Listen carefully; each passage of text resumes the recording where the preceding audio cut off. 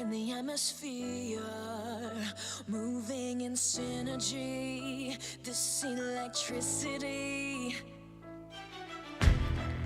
the power of the pioneers, tearing through history, this is our destiny.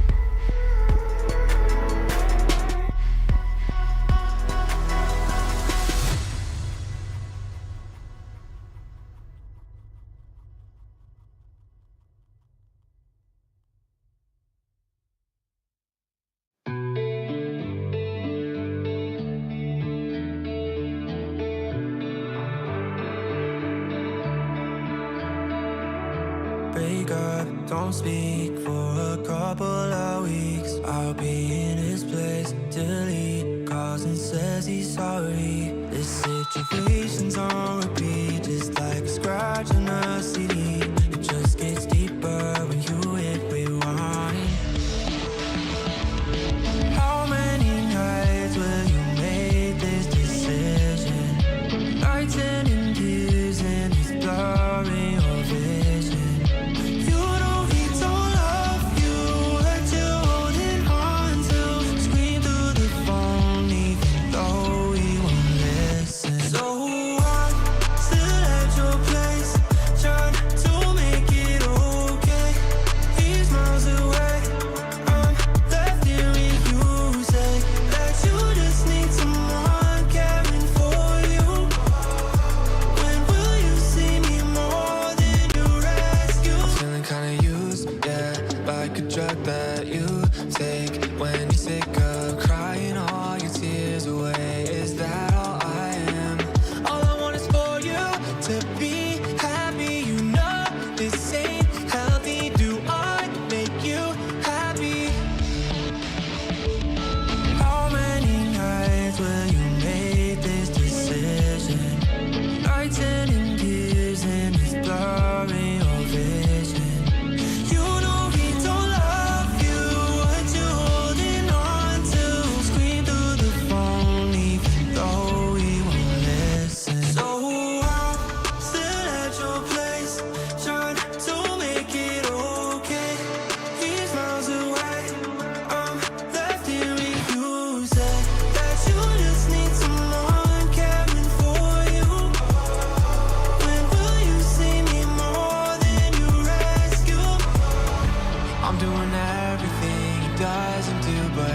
still not enough. Even your parents know I'm good for you, but I'm still not enough. You wanna be done with him, you're stuck with him, 'cause you don't have the guts. And after all I've done, I'm still not enough. Still at your place, trying to make it okay. He's miles away, I'm left here reusing that you just need someone caring for you. When will you see me more than your rescue?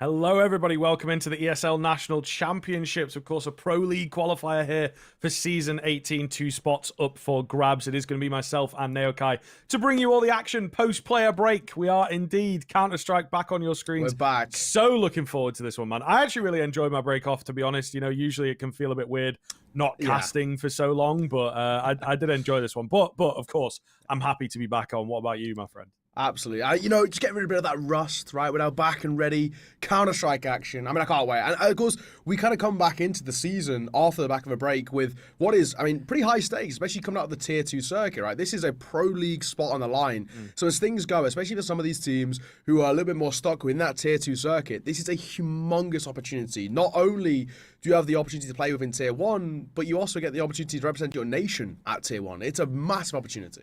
Yeah. There's a lot on the line here, and I think these games are going to be pretty big. We've obviously got quite a few teams coming in, all from their own national qualifiers, as it were. You know, your Premierships, your Meisterschafts, your Benelux Championships, that kind of thing. But yes, indeed, an awful lot of teams actually on that one. We've got 10 teams coming in, so pretty exciting stuff in that sense. Quite a few national championships, you know, that ESL do run that you might not be too familiar with. But to kick things off, as we hopefully, if everything starts on time, we're on a relatively short pre-show here. But we are kicking things off, of course, with ex-Genk, as it is now, up against Dynamo Eclot. Two relatively interesting teams. I think Dynamo Eclot especially, they've been together for quite a while now. They added in Anarquez, who was one of the hotter prospects in sort of 2021 when it came to the Tier 2 scene. And they've been, you know, quietly making a few waves, but have definitely been at the top of their national scene for quite a while. Yeah, of course, right. I mean, they came through the Tip Sport Bratislava Cup, right? And I think they, like you mentioned, in terms of domestically, Dynamo Eclot have been the best team coming out of this region for a while. And it's actually a region with a lot of hidden talent. We've seen a lot of these individuals come through. I think one that has to be mentioned is Detour. I mean, this guy has been seriously kind of touted as like kind of probably one of the best coming out of the region in years to come. I think he's still only, young, I think 19 years of age, very, very talented. So this Dynamo Eclot side are really impressive. They've got a lot of nice assets about them, but of course, one of the big names, like you mentioned, Anarquez, right? I mean, he's been here, there, and everywhere within the Tier 2 circuit and is an incredibly prolific AWPer. So I'm really excited to see how this team starts to kind of find their ground off the back of the off season in towards a Pro League qualifier like this. And again, it's actually, as opening games go, a relatively easy one. You know, this is ex-Genk. They're coming from what is generally seen as a pretty weak region, being the Benelux region. Yeah. So, not to beat around the bush or anything, ex-Genk have absolutely got it stacked up against them. They're coming in as heavy underdogs, not only in terms of just this matchup, but the entire tournament. They're right now unranked, but when they were ranked, they were one of the lowest ranked teams in this entire qualifier. So it's going to be very difficult for them. So I think the big thing for ex-Genk is coming into this sort of this qualifier and these sort of matches without the pressure on your shoulders and just come in and see what can we do, right? We're all this right now, so this is a perfect opportunity for us to showcase our talent. And they have a lot of talent too. Yeah, absolutely. Obviously, kind of being dropped towards a pretty recent sort of run, unfortunately for them, right? So I think it's new news for this team that they will be left out. They have not really played as a squad either since those Benelux championships. So, it has been a weird kind of off season for them, unfortunately, right? The player break maybe not going as well as they would want. But again, you talk about them being one of the weaker teams. They've also got a few individuals in places, I think, that indeed might turn a few heads, but it's difficult at this stage. Still a lot of young talent on that team, right? And I just don't know as a team unit whether they'll be able to come together here. But they do have some very, very young players.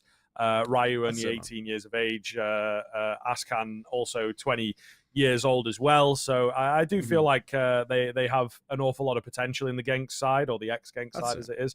But it's just not quite been seen or answered yet. And as well, I think they were a team that when they were playing under Genk, they were kind of just playing within their region, not really expanding very much, not getting involved in a lot of the online tournaments, the CCTs and things like that.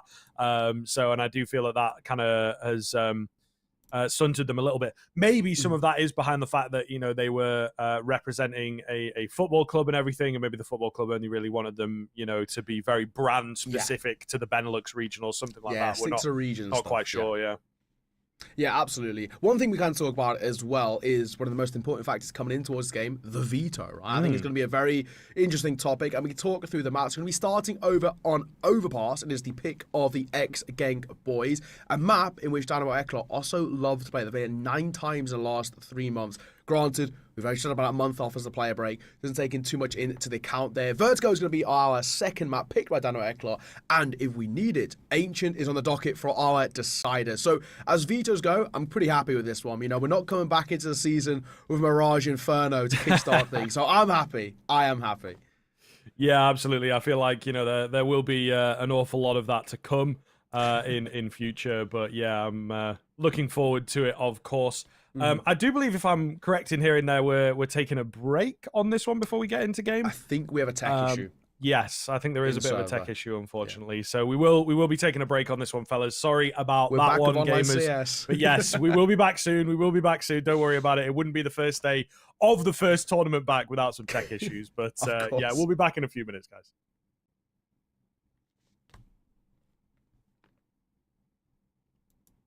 Okay. Okay. We won't be going actually straight into the game. Small bait. Yeah, we're filling is what we're doing. We're not breaking. We're filling. Okay. There's a tech pause on the game and everything, as we have mentioned. So hopefully not too much longer on that one. But like we said, we can indeed hold out. We can talk a little bit more about the veto, I think, in a little bit more depth. Obviously, that first map Overpass, we slightly already mentioned in terms of it's a map which ex-Genk are picked into. Recent results aren't great for them, but they don't play a lot of CS. So this is the big thing. You can't really look at stats when you compare these two teams. Ex-Genk don't play a lot of Counter-Strike. Dynamo Eclot play a hell of a lot of Counter-Strike. They play every Tier 2 tournament under the sun, every qualifier, open or closed, they are there. They're present. So, you know, credit to them. They are kind of one of those teams within the Tier 2 circuit who just grind out every single game. So they've got a lot of maps under their belt. And that's absolutely seen within the likes of Vertigo and Ancient, where they've got 14 maps played on a Vertigo and 11 on Ancient. So coming into this, everything looks favoured over towards Dynamo Eclot. But we'll have to wait and see whether that is going to be the case as we head in towards the game. Ladies and gentlemen, we're on the way with the National Championships, the Pro League qualifiers. It's Genk Esports, or ex-Genk Esports, taking on Dynamo Eclot. Yes, looking forward to this one. Pistol getting kicked off, of course. There is a fair amount of utility brought up there for that T side, so I would imagine that they've got plans for it. Dynamo Eclot, meanwhile, looking for a full-on scrap with all the armor, and Detour's going to find the head of the first two for that CT side as well. Ryu, got to be careful not to go down here. Does get a little caught in the toes, but manages to survive for now. Still have this P250 raid boss in place for Marix, who I think is indeed one of the more impressive names on this ex-Genk side. That is a hell of a shot to come through from him. Evens it back up into a 3 versus 3 now. Plenty of time for Genk to play with here. Yeah, they don't actually have to rush it. This is the big thing. Obviously, there's been a lot of noise over towards short, but now they can just pump the brakes a ton. Hold, wait, see if Dynamo Eclot maybe ever so slightly overextends. Smoke coming over towards that of Heaven. And a bit of Molly coming through its catch-off rotation. Valencia going to be tested here. One of which he'll pass. There goes the first. Looking for a double. He'll make it. A 3-4-1 special. And he'll find it. It's a beaut. The bargain bucket for him. Dynamo Eclot will find the first round. All down to one man. Valencia, one of the more experienced heads on Dynamo Eclot, shutting down that B side. Genk looked like they had the drop.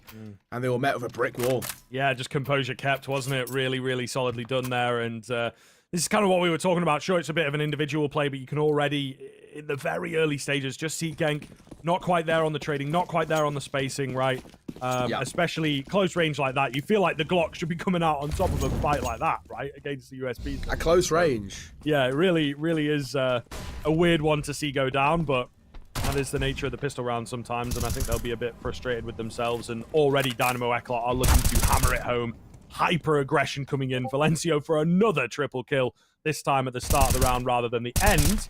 And well, the door is open for an ace perhaps. However, Resist going to take it down, of course. So that's not going to happen, but the round itself looking pretty good. Yeah, this should be pretty comfortable. Now, it was a big investment by Genk as well, off the back of a, no bomb plant, right? So it meant they didn't really have a lot of money to work with, and they are just being shut down. Only the one casualty so far for Dynamo Eclot. And creep out. One of the most notable names, actually, from not only kind of this team, but this region. And unfortunately, he's left with 8 points of HP at Eagle. But he does have a flash in the smoke. So maybe he could make something with this. But against the Rifles, I'm not expecting a lot. This should be a very comfortable second collective for Dynamo Eclot. And a very comfortable start to their opponent's map pick, as Kafida will shut things down. Only the one casualty, like we mentioned, not too bad at all. So, as things stand, it's pretty damn comfortable with a 2-0 start. I think we do have an ever so slight tech issue here, then hopefully back in towards the game. But generally speaking, Dino Eclot looking pretty comfortable, Scriv. Yeah, absolutely. I mean, it is, again, still those early stages, but I think they are just looking to play their own game, really no pressure on, your first official back and everything, as we are indeed back into the action pretty quickly there. But yeah, you're back on your first official, just come in, no pressure, and that seems to be the way that they're playing things so far. Once again into this round, some hyper-aggression again from Valencio. Another multi-frag round for him. Will eventually get taken down, but 4 versus 3 ensuing pretty quickly. Scriv, just a second, mate. 8-2 and 284 ADR. Not a bad start to the old series. He's having a game. He's enjoying life in the server right now. Anakin is going to be tested here. One of which you'll pass. That's a brilliant flash. Kafida's giving him some absolute freebies. Runs out of ammo. Pistol whipped out and shut down. Another round in which they will walk away with only the one casualty. Scriv, so far, man, this has been very plain sailing. But granted, that was a low buy. Now we are going to see the rifles come into play for Genk. So the AKs are coming out. Ascan's going in towards the AWP as well. This isn't really going to be the first true test, I guess we could say, of what Genk are all about. But on the other side, Anakin's also going to pick up the big green too. Yeah, quite early with these AWPs as well, aren't they? Both sides. Really is not a huge surprise, but I think sometimes, especially when the CT side is kind of winning, they do like to just hold on to the cash before they pull the AWP out, right? Sure. Use it as a little bit of we lost the round, let's add something new into the mix. But exactly, that was one of the criticisms of Anarchez for a long time, and it maybe looks like it's still in place, unfortunately, is that he can only AWP. It feels like, his rifling is not as proficient. And that really does limit you. That is going to put a ceiling on your game. And that's certainly what we've seen. As I mentioned, really hot prospect in sort of 2021, when we had the online era, all these Israeli players getting involved in the European scene. Sure. And I think, unfortunately, he has filtered off a little bit over the past year, especially. Seen a couple of kills come through for Genk off screen, as it were, so they've actually managed to find themselves a man advantage here. Yeah, and the question being, well, now what for Dynamo Eclot? Because they're going to have to start looking for information soon. Detour floats on the railing, smoke fades, and Ryu gets the drop on him. Looking for more as well. Speeder into a backside one. Can't he get a second? He can't do it. Rest will drop him, and I think that should be it. Anakin, he's got to save it, surely, and he doesn't even opt to do so. Peeks in towards Ascan. And there's Genk finding their first round with relative ease there, in the sense that I don't really think Dynamo Eclot had a good idea about what the play for Genk was. Yeah, I don't really know either, to be honest. I think Genk were very contact heavy there. Just working off of their early frags and rolling through into the B-bomb side. There really wasn't anything too thought out from them. I think just testing the water to see how good their individuals looked today, and they were able to find some easy headshots. So Dynamo Eclot very quickly having their confidence knocked, I would say. Valencio, though, perhaps not. He has flashed off the angle. Forced away. Oh, and the fire just about saving him, and Arquez as well. Able to afford an AWP once again. It is fully glass cannon, but so far coming off pretty large with an opening frag. There's a lot of presence out towards long here as well, so it could be an opportunity for him to find a couple more creeping around the corner. Oh! I thought he had the shot on. It was actually a shot that he received. Still able to live the fight another day. Leaves Valencio a bit isolated, but he's happy to pick up these fights and retain the man advantage. Valencio's so confident right now. You can see him actively searching for these fights. He might get another one just here, so I'll creep out around that corner, swing in, and then find the kill. Does take quite the considerable damage, though. Down to 48 makes those M4s all the more prevalent, especially the MP9 in the hands of Kafida. Like you mentioned, the big risk in this round is Anika's glass cannon. That's really where things could go south very quickly. He's posted up over towards A. If he falls, it'll leave Kafida and an MP9 as the only sole holder towards that A site. So technically, it's a vulnerable part of the map right now. They've got a glass cannon and an MP9 to hold down A. And there goes the glass cannon. Problematic. Really problematic now, isn't it? MP9 of Kafida up close is kind of the only line of defense at the moment. You look where Detour's at. He's so far away from the action. These rotations are going to take ages. Shadow spotted. Only one, though. Is it enough? I mean, numbers are even, but they're going to have time to maybe isolate a duel here, especially when BQ gives it to them. However, he finds his frag, and Askan can't get the trade. Spotted out, nearly finds the head on the quick scope to be fair to him, but surely they should be able to 2v1 this. They will do so indeed. A couple of missed shots is never good for an AWPer on the defense. So there you have it. Dynamo Eclot answering back pretty quickly with a fourth.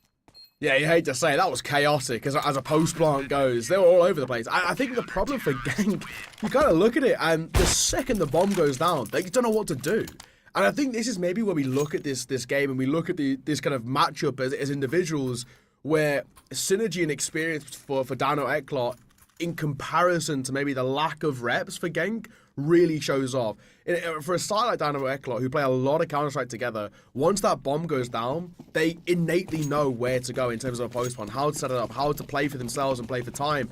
But Genk looked all over the place. You know, MBQ gets a free frag there. Askan the AWPer doesn't know where to stand, essentially. And another prime example, Anika's ready for it, we'll drop him.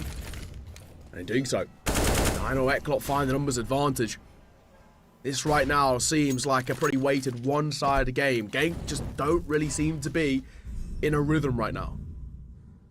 Yeah, maybe a little bit off the beat. I think that first round that comes their way was obviously down to some opening frags. If you're not getting those opening frags, what is your game plan? And unfortunately, they don't seem to have much of one. That's kind of how things can go as well when you look towards a team that plays some looser, mixier kind of Counter-Strike. For sure. You do rely on those early pickups. They don't have much of a game plan. And again, you know, you come into a map like Overpass, most CT-sided map, before we went into the break, actually. So, you know, yes, exactly. this map is really difficult. I think if you're losing opening picks to the CT side, it's going to be a real challenge to convert back. Yeah, I mean, right now, the T side of Overpass is so cruel at times, so punishing. And I think Genk are really starting to get into that exact position. They can't find any space. And every bit of space they do take, it comes at such a cost. Right now, numbers advantage is going to go for a little boost. They're showing a lot of presence over towards B. And Dynamo Eclot just don't need to peek. Always scary on that boost. No one showing. 15 seconds. Another pickup comes in. I don't think you guys have time to go anywhere if you're not going B, to be honest with you. I don't even think they would have really had time to go B with the bombing connector there, unless, of course, they just charged in wildly. But to actually find kills and everything. Counter-terrorists win. So, never a good look for the T side to just save out a round, to be honest. Yeah, I mean, saving with 3 is so weird as well, because, you know, you're looking at kind of Rest, Creep Out, and Ryu having no money in the bank, but Askan and Marix not having enough money to buy. So it's so awkward. Galil picked up Askan going to half armor the AWP. Not the end of the world, but of course it makes his M4A1Ss all the more scary, and even the FAMAS too, to be kind of frank. And Marix is in just a Tech 9. This is such a janky buy for Genk. But I guess they really didn't have any other option. With 3 save, they had to kind of buy around it. It's a horrible position to be in because they haven't really got the firepower to compete, and also the confidence in terms of their buys too. Valencia could get a free fight here. Creepow looking to try and test him. Once again, a little bit more of a passive setup. As long as Valencia doesn't over-rotate, he should be fine here.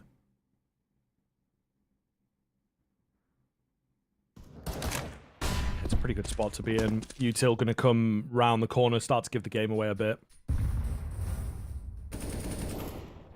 Ooh, Ryu catching MBQ down below, though. I don't think that was necessarily part of the plan for the T side, but they will take it in their stride. Valencio, meanwhile, holding at the top end. Oh, nearly the double spray down for him.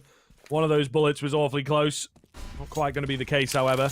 Where do they head, though? The thing is, they're moving very quickly towards the A-bomb site. That's all well and good, but the bomb has to make it over there. Still Kafida in a really scary spot. However, Crepout is going to play it safe. Take his time, go down the path that is, of course, followed by the rest of the squad. Kafida finding Marix. Askan caught off. This is kind of what happens, right? When that bomb is late, it allows the CT side to A, use their numbers, and B, just clear info. You're not quite in your solid post plan, are you, as the T side? And they all just get picked off one by one. Yeah, I mean, the big problem with that execute, I like the pace at which they go up long. Obviously, we talk about the bomb not being there, but that's fine. The big problem is they haven't cleared bathrooms, right? So Kafida just stands there with a FAMAS, holds and waits, and the second they go for any plant that is a safe plant, in theory, Kafida's there to deny it. And if they plant to the other side of the bank, well, the B rotates or catch them. There was no way they could plant on the A site without clearing bathrooms first. They cost their lives just by overlooking one key position. And Dynamo Eclot now bridge a 5-round gap over Genk. And granted, we've already spoken about this being such a CT-sided map, but so far it's been such a dominant display. Dynamo Eclot are kind of doing this without any sweat off their brow at all. They're looking back into towards B as well. First fight will go the way of MBQ on towards Creep Out. This time being just a low buy. Pistols and a Mac 10. And they're being chunked down by those nades. This is simple Counter-Strike played at an elite level right now by Dynamo Eclot. Another find as well. That one through the wall. Lovely stuff. Well read. I think primarily by the sort of Molotov that went off there. Gave a lot of information across to the CT side. So now a recovery mission, of course. And MBQ holding... Oh no, he's... Bit of a timeout, but it's all good. It's all good. It's an elaborate bait from MBQ as human Kafida, flashbang there. Yeah, comes in for the double spray down. You know, in other scenarios, that can be really awkward, right? Yeah, in like a 2 versus 2 or something. There's any Thankfully, round for it to happen, it's against this the one. Pistols. You know? Exactly.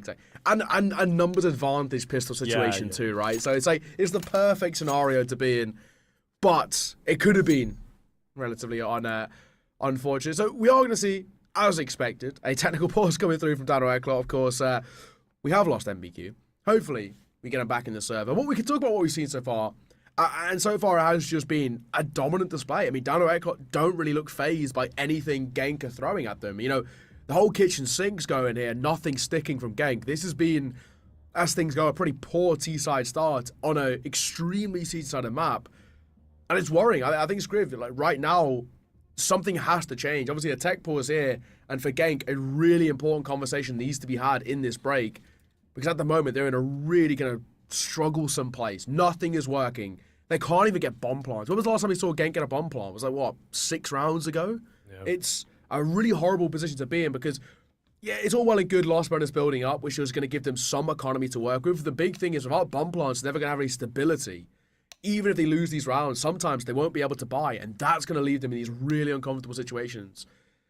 And probably another reason why we spoke about it in terms of Dynamo Eclot, they were probably pretty happy when they saw the veto. Genk's choice to go to Overpass, they're like, yeah, sure, we're happy to play you on it.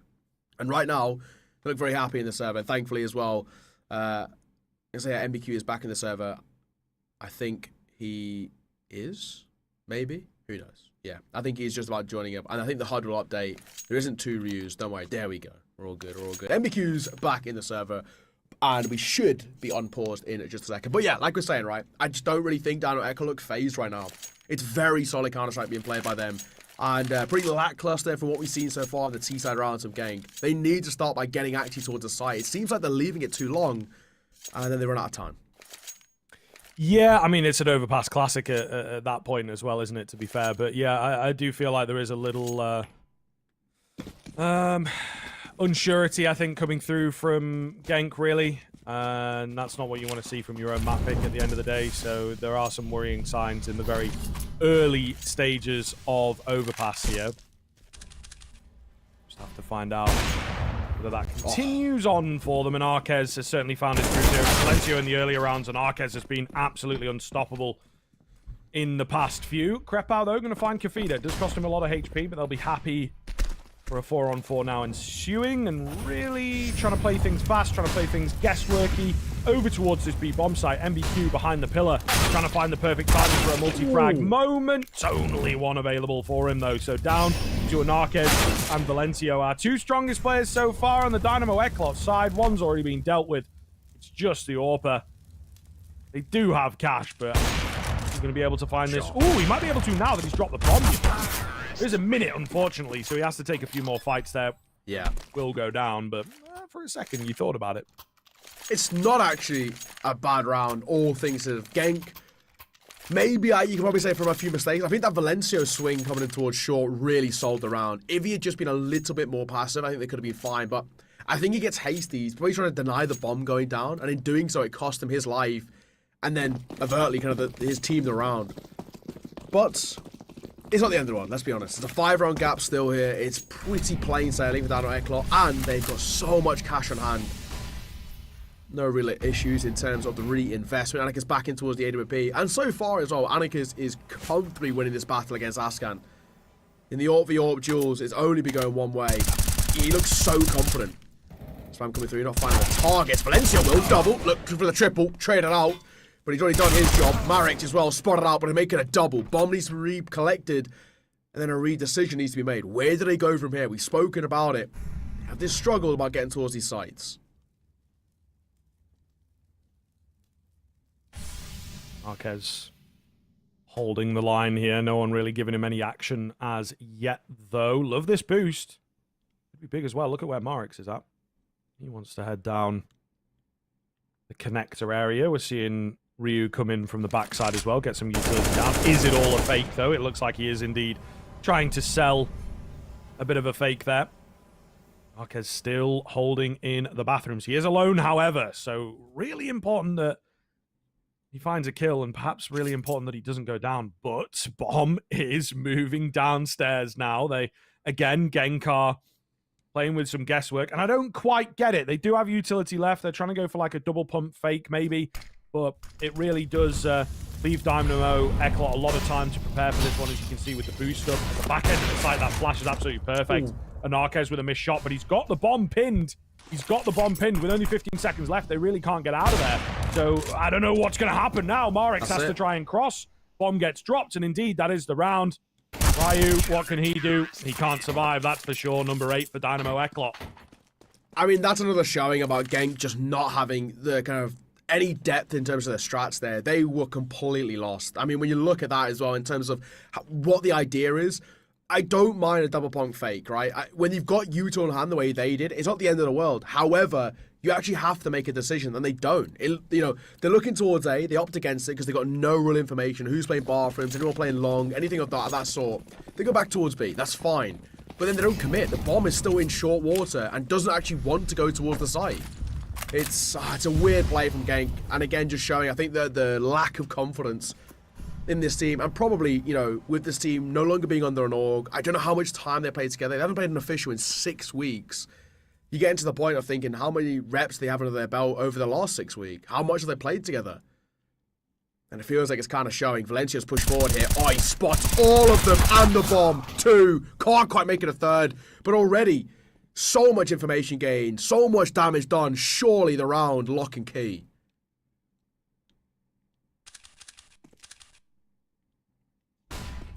Marquez, again, advanced position in the bathrooms area. Didn't really find much success with it in the previous round, but he kind of knows what's up. It seems like he is discovering where the gaps in the attack are, so to speak, and the way that they like to play things. That would have been a hell of a thing if he pulled it off, but now somewhat trapped. Utility goes down. Sticking around for the time being. MBQ's found Ryu on the lurk play towards B. That's kind of unfortunate for Ryu, I suppose. Starting to confirm the fact. And the defense is there from Kafida. Anarquez will go down, but doesn't really matter all that much. We are close to double digits now for the defensive side. As a player like Anarquez, right, who is such an aggressive AWPer, he's very good when it comes towards his kind of personal utility in the way of, he has to take these really kind of in-your-face shotgun AWPing style engagements, and he's very good, as we just saw there, dropping the Molotov, dropping a smoke, which allows him to isolate a fight there. He can be swung from 2 different angles, either front bathrooms or out through a divider, and he knows he has to isolate these fights. He does a great job of it. Molotov comes down, then the smoke on top of it, and in doing so, he knows he can just one by one take those fights over towards divider, and by time for his supporting riflet to come through. Nade comes over, goes way too deep, so MBQ and Gafida only taking a small amount of damage, nothing that already phased them all too much. Just stay boosted. Anarquez on 4 though, overextends. Askan will catch him. He holds from connector, but MBQ will step up to level the playing field.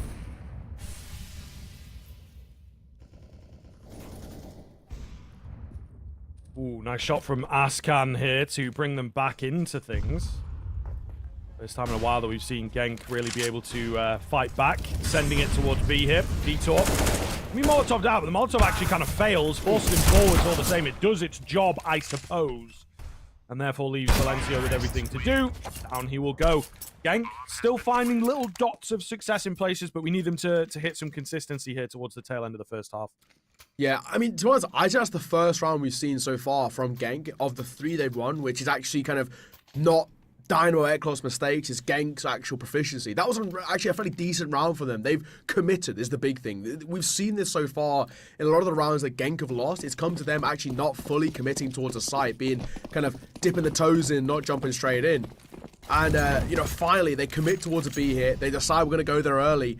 And they take those fights. Opening duel goes their way with the kill on towards Anika's. And they prioritize getting that bomb down and really putting the pressure on Dynamo Eclot. Very good round. And now, with not many left in this half, we need to see them as best they can try and push towards 6. They've got 3 opportunities to try and salvage this T side so far. I think 5 for me feels like a minimum. 6 would be, well, a delight. But it still is relatively unlikely.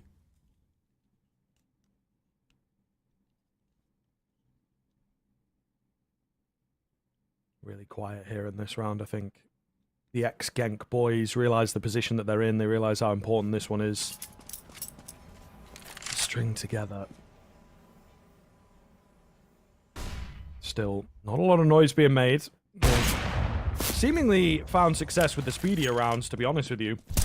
So I think dragging back and again giving that space across to Dynamo Eclot to just get some individuals in there doing their own thing is really dangerous. And you see it there from Valencio. You nearly see it from Anarquez as well.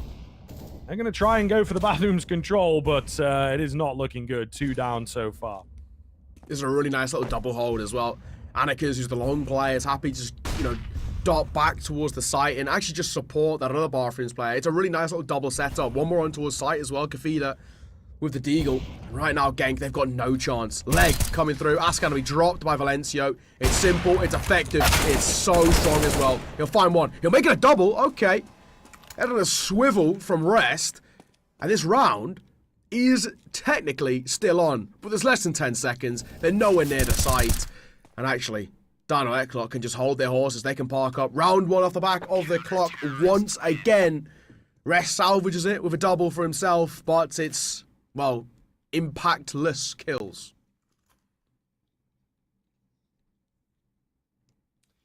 Yeah, difficult, mate. Difficult. I think they're in a really kind of dangerous spot at the moment.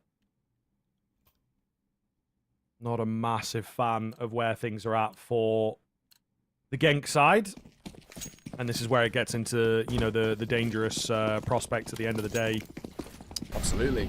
Because now you're looking down the barrel of a really scary first half, aren't you? Especially when you come into round number 14 with a bye like this. So, yeah. Really not looking too good. You generally would expect it to be 11 rounds here for Dynamo Eclot. Yeah, the way they're playing right now. I mean, this round again should go the way. And it will comfortably for the opening duel. Creepal, who's normally one of the most notable names on this team, is seriously struggling. Valencio off the back of that first kill doesn't turn around. Anarquez is quick for another. But he might get caught on the way out. A lot of damage taken. But he manages to fall away. Just about. Just about. Yeah, no. It would have been a big trade back if they were able to get it, but unfortunately not. Still sticking around towards this A-bomb site. I think they kind of feel like, you know, there is a weaker member over here. Try and abuse him. Oh my goodness, there's a lot of bodies for the Dynamo Eclot side of things, though. They are on the hunt. Down goes another. Just 2 remaining for the offensive side. I don't really think that this looks all too good for them, to be honest with you, as Ascan is hidden away. Hidden away, trying to find the crack angle. No one going to give him the peek. Dynamo Eclot definitely don't need to make any moves now, right? You're 4 versus 2. For sure. This round is in your hands. Absolutely. Ascan trying to open things up himself. Anarquez is so happy here just to park up. He's normally a bit of a shotgun AWP. As long as he holds the angle, he should be fine here. Marek's going to have to cross. It's a tough one as well. Shadow spotted. That's it. Round done. 11 at the bare minimum. The way that Dynamo Eclot have been able to isolate these fights, Genks don't have a chance here. They're consistently losing that opening duel, right? And actually, more often than not, it's Anarquez who's finding that opening duel. Of course, in doing so, Genk just play each and every T-side round, 5 versus 4 from the get-go. And, you know, going back to kind of what I was mentioning a little bit earlier, Creepal, who's one of the more notable names, not only on the Genk side, but actually from the entire region, he's seriously struggling. He's the one you look towards on the side to make a difference. He's one of the more experienced, one of the more veteran players here, been around for a while. And he really is struggling to find any sort of impact at all. And in doing so, of course, you can see it kind of costing them. Yeah, pretty difficult.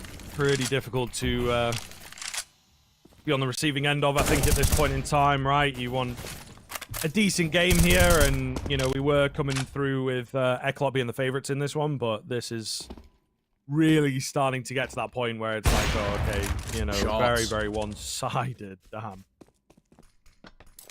Anarquez has just been on it as well, is the thing. He's loving it. Yeah, this guy can really take over a game at this kind of level. He's just a machine if he gets going. Do you know what, though? He's one of those players, he's such a momentum-heavy player, right? Yeah. He's such a confidence player. So when he comes against, you know, to put it lightly, better opponents, he can really get into his shell a little bit. And that's where we kind of, you know, we spoke about the thing you were talking about earlier, right? He can then use the AWP as a crutch to help him out in these tough situations. When he's playing like this, man, at kind of the tier 2 level, he can become unplayable. And that's the thing right now.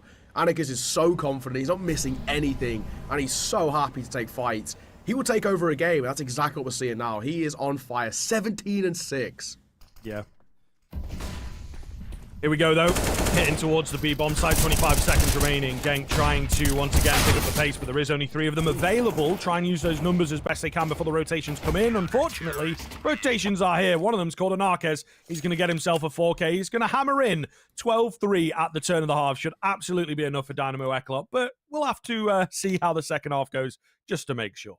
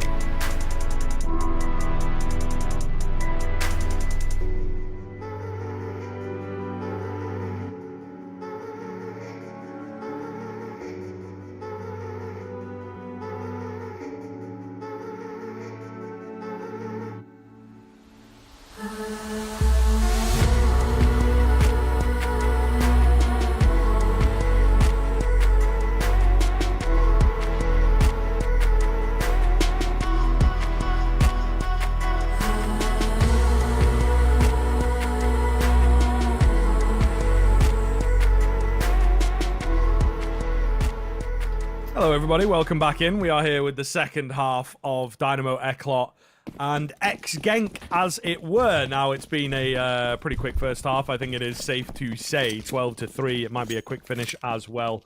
The pistol will help revive things here if the Genk boys are able to get it, and they certainly want it. They're looking for a fight with 4 out towards the middle area. They really are looking for a scrap NBQ with perfect timing to take down the first, though. Not a bad start for Dynamo Eclot, continuing their terrific reign of the server right now. MBQ as well, someone who can really light up a game. Actually hasn't been called upon all too much because the B site was under lock and key. But Valencia, this man, has been with Marcy, got a 3k pistol to kickstart the game. And he's looking for more detour for Soul Kafida, but Valencia's still here and he's still fighting. And Annika's making it work. All out to creep out. He needs to go nuclear. And he continues to have a slow game. 13-3, Scriv. A 10-round lead. Dynamo Eclot hold. And just to remind you, ladies and gents, this is on Genk or ex-Genk's map pick. This could be, if things continue on this sort of trajectory, a very quick series. Yeah, dog, I think that might just be it for this map at the very least. Maybe, you know, we give him a tryer's chance on the second map, but as you've just mentioned, it's a great one for Dynamo Eclot, so the likelihood is slim, but yeah, this one looking like it is going to be over shortly. They are once again looking for a scrap. I certainly respect that. You know, we've got 4 towards this A side of things, and in particular in the bathroom area, holding things on quite a wide defense at that stage, but we'll see. Eagles and a scout, usually a pretty deadly combination in the right hands. So we'll see whether anybody pops off here for Genk. Yeah, Ascan, he's had a couple of moments, but yeah, we need a bit of a miracle here. Really looking towards rest as well. Top fragger over towards Genk. Deal in hand, he's up closer first, so MBQ going to be his demise. Body shots, not going to be converted. There's the first going the way of Dynamo Eclot. They look for 14. Out. Oh, can't land anything. That was maybe an opportunity to even numbers back up. Not going to happen. And, well, they're headed towards B. There's no one on the B-bomb site. That's pretty nice red carpet here for Dynamo Eclot to get that bomb down. I don't know what you really do if you Genk, to be honest. Maybe just save what you have into the next and hope for the best. Yeah, honestly, we're 3 alive. Not a bad shot there from Marek. So yeah, we're 3 alive. Definitely the best thing to do here. Save and then kind of just go again in towards the next. I think kind of the way they're playing right now, if you force port in towards the second round, you may as well force until your economy's shattered, right? So I think probably the call for Genk here, coming towards the next round, is just going to be forced again, right? Whoever's alive, the likes of Ascan, Marek, or Ryu, maybe try and drop over. They can drop over like a Deagle if they really want, or even, if they're lucky, something like an MP9. But yeah, it's going to be not the easiest. If Marek gets another kill here with the Mac 10, it might give them a little bit more money, but he will fall. So, that makes the conversation slightly different now. With only 2 alive, then what do? Do they try and stick on the 2k mark and then actually have a buy towards the next round? Or do they force buy here and try and essentially play for 16? Is your mindset playing for overtime, or are you playing for winning this in regulation? And it looks like they're going to play, technically, for the OT. I say playing for OT. It's a very loose term here at 14-3, but they're saving their money. They're going to have rifles in towards the next round, but it realistically should give Dynamo Eclot a 15th round. Certainly looks that way. AK's leading the charge. First kill comes in. Ascan going to go down. So That's important. Yeah, it is, to be fair. You know, you've got that deadly... deadliest doesn't necessarily mean that it is deadly, but it is the deadliest of the CT weapons. Okay? So, you know, they're 2 different things. They are 2 different things. Speaking of, Mr. Ryu, one more. Come on. Oh, he's a little close. I think the nade might finish him off. No, it doesn't. Detour, though. UMP. It's too fast. Can't lock him down. So, yeah, easy kills coming in. 15-3. Hell of a scoreline to kick off the first cast post-player break for you and I. Yeah, get the rust off here with a relatively easy one. But at the same time, actually, generally speaking, this is, I guess, like kind of cast the law here. Some of these more one-sided games are actually a little bit more harder to cast, right? Because, you know, in the back and forth of the narrative growing here, the only narrative that is here is that Genk are getting battered. That is basically it. We were kind of talking about a little bit of this in the halftime break. It looks like they haven't had really too much practice in the player break or too many reps under the belt. Dynamo Eclot, they might just go quick here. Valencia sitting in the smoke, and Nade will come through as a Molotov on the other side, and he takes a hell of a lot of damage off the back of the HE, down to 59. They still might commit towards B, and there's 3 players here ready and waiting to meet them and greet them. Looking good. Looking very good. Genk, positionally, are ready. They're actually maybe perfectly ready because the vast majority of the attack is headed towards the short area. Bomb going to get dropped with that first shot landing. Here we go. This looks kind of impressive, doesn't it? Detour bullets are close, but not able to find any damage at all, which I think is quite the surprise, particularly onto Krepa, who is right there on the other end of his spray. 5 versus 4. It has been recovered as best as it possibly can. They retrieve the bomb, and they are able to lick their wounds and back off. They got 45 seconds as well, so definitely doable. Rest is jump spot from Dice. He spots the back of MBQ. And he gets deleted as well. I don't think this game's done just yet. 5 versus 3. It's going to be very hard to salvage for Dynamo Eclot. But it does look like they want to go towards B, and Ryu's there ready and waiting. They do have a flash to work with. They have a couple, in fact. They're going to opt to make contact. In there comes Detour will fall. Bomb gets dropped, and surely the round will follow suit just alongside it. As Ascan cleans up. Leaves Annika's all alone, and surely it's just a save call for him. 12 seconds left. Keep that AWP alive. Should be able to do so. But a flawless round to come through from Genk. I mean, just to kind of prove to themselves that they can kind of do it, right? This is the stage that we're at when you're 15-3, 15-4 is not much different, realistically. And you're kind of just talking about building up for the next game, getting some confidence, and yeah, like I say, proving to yourself that you can indeed win rounds, that you can indeed match off against your opponent. But yeah, going to take a lot more work, I think, before we start talking about comebacks and things like that. Oh yeah, let's not get ahead of ourselves here, right? Yeah, 15-4, 11 round lead. The C word comeback. It's not entering my vocabulary just yet. Ascan a shot. Actually threads the needle between 2 there. Quite unfortunate. Dynamo Eclot can reinvest in, no problems asked, around that saved AWP. Question being, though, of course, at the second crack of it, can they close out this game? Genk, they've only got short water control, so as map control goes, very important. It's going to force Dynamo Eclot to be pincers just a little bit. But a lot relying upon Marek's here. He jumps onto the corner. Flash is actually a little bit dodgy there, to be honest. I'm quite surprised he comes away with 1. It looked like they were very, very ready for that fight on the Eclot side of things. Still an even trade for the CT side. Never really ideal. At least you're close to the site. You can kind of get rotations in. Lurk smoke coming round towards long. Kafida slowly but surely headed over there. Gets to retrieve another smoke as well. Absolute banger for him. Just keeping them entertained on A while the bomb slowly, but indeed surely, headed towards B. So what now? All goes quiet. Just shy 40 seconds on the clock. And like you mentioned, they still do look like they want to go towards B. The bomb in that direction, but it's not committed here. It's a 2-2 split. Kafida rotating over, will be dropped. Rest will fall, but that might bait the rotation back over towards A here.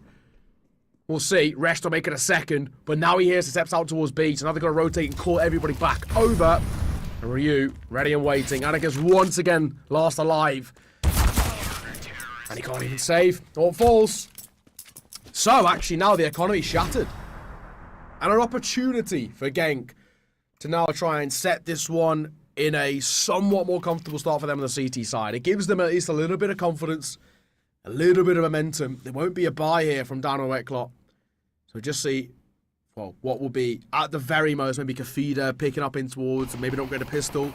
But aside from that, pretty damn minimal. And actually, none. You got 1 P250, but no Deagle, no Tech 9. This should be a very comfortable round for Genk here. To at least get up towards 6. Yeah, again, not bad, breaking the economy and everything like that, but they're still going through the motions here. We've got a long, long way to go for the Genk boys, but zone in on this round. If they find this one cleanly, they'll at the very least, you know, set themselves up with a pretty nice economy with a lot of space around it. You can win rounds close. You can win rounds with only a tiny bit of money being made. However, Ascan is getting locked down. There's the 5-7. Oh, there is the 5-7. Lovely turnaround to find that third frag. 4 for the round. Looking for an ace, perhaps. I think Detour's entire mission is to now deny this ace, but he's headed in to the crosshairs. Oh, can he find it with the 5-7? Yes, he can. Ascan with the ace. So at least there is that for the side of Genk. One of their keen individuals proving that, indeed, he's able to handle himself under pressure. Yeah, you'll take an ace. Obviously, comes with the old quotation marks because it was against an Eco. It was against a P250 and 4 Glocks. But at the same time, credit to him, when he whipped out the 5-7, cool, calm, collected under pressure. But it was a very low pressure round, all things considered, for Genk. Up to 6.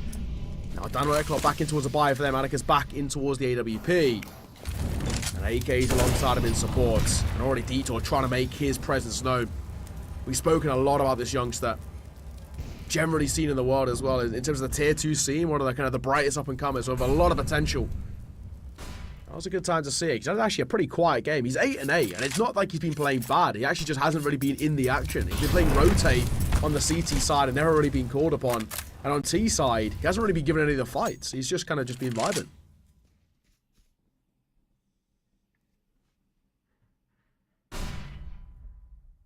Slow start into this round.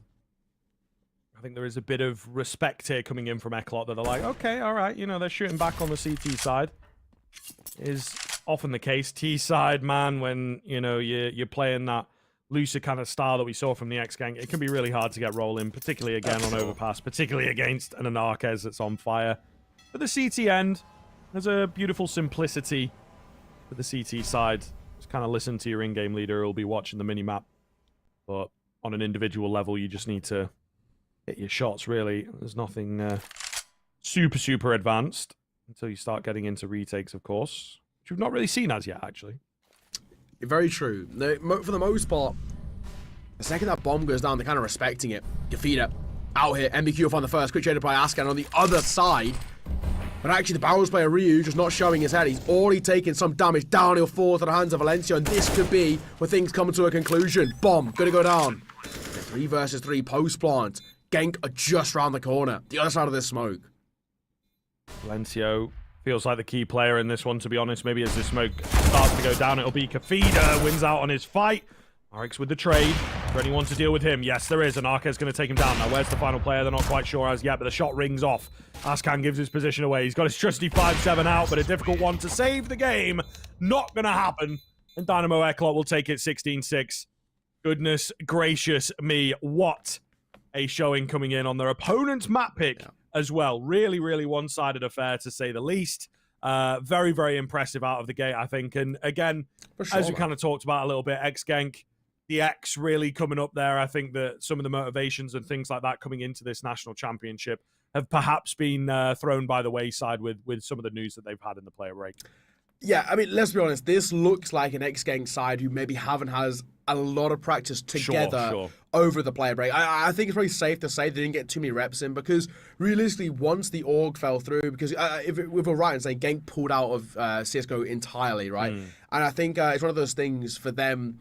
Their focus then goes elsewhere, right? They're looking for new orgs, looking for new opportunities, probably trialing as well, right? With either more domestic teams, international teams, whatever, right? But in terms of as a unit, they probably wasn't that much practice over the last month. You know, the last time we saw them play together was 6 weeks ago, and it showed in the server. Dynamo Eclot played really solidly. Annika's on fire. If they keep this up heading in towards Vertigo, this should be a pretty rapid 2-0. But ladies and gentlemen, we're going to throw this one to a break. When we are back, we go on the way. Map number 2 is Dynamo Eclot's pick, with the opportunity to kickstart their campaign here in the National Championships with a pretty emphatic victory. We'll see you all after the break.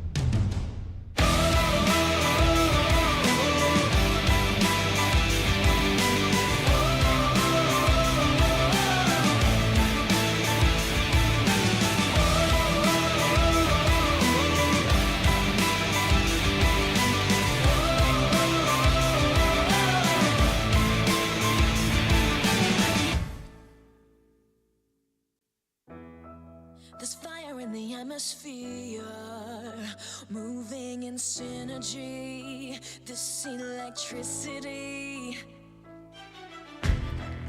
the power of the pioneers, tearing through history. This is our destiny. We are the power, we are the change, we are the pioneers of paradise of fame, and we push it louder like hurricanes. We are the pioneers, we are the pioneers.